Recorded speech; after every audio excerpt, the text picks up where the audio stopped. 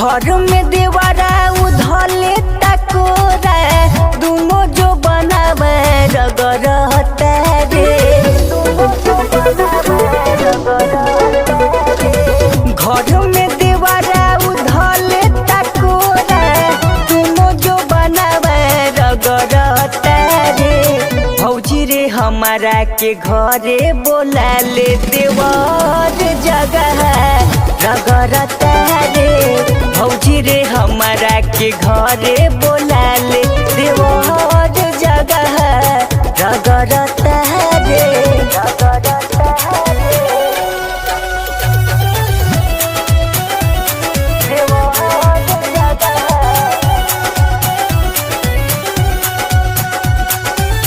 भौजी रे हमारा के घरे बोला ले देवर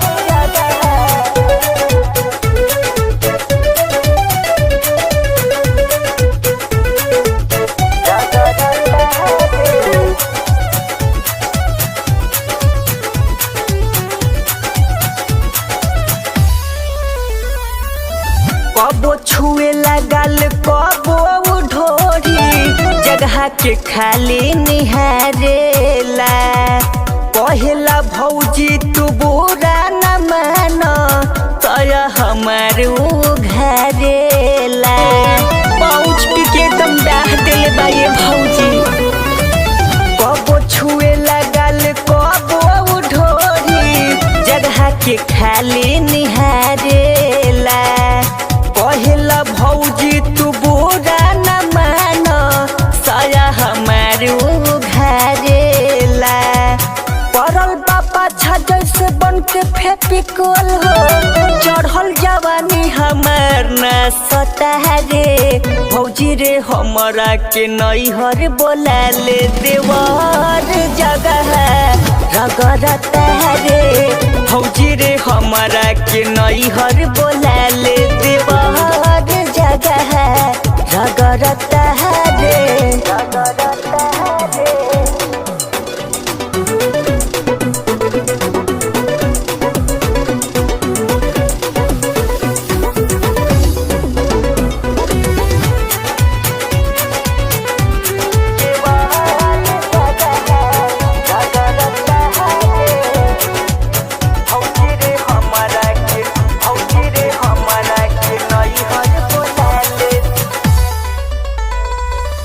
धले तकबो भरिया कबारी हमरा के बहुते सतावेला।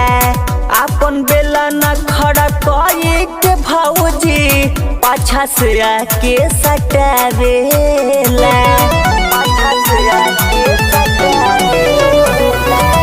धले तकबो भरिया कबारी हमरा के बहुते सतावेला। अपन बेला न खड़ा कई के भौजी पाछा से आके सटावेला। लागता गार देहिए पल मशीन में चोली के हुक सरकावता रे। भौजी रे हमारा के नैहर बोला ले देवर जगह रगरता रे। भौजी रे हमारा के नैहर बोला ले देवर जगह रगरता रे।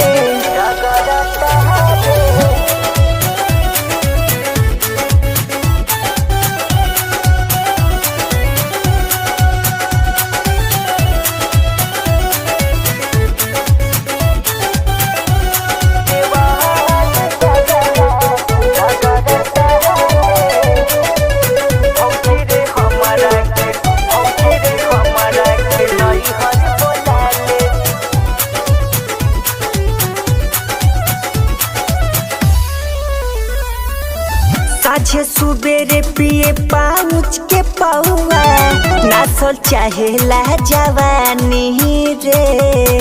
चुमा लेवे में रोजे फाड़ देता हमारो नया ब्लाउज सियानी रे।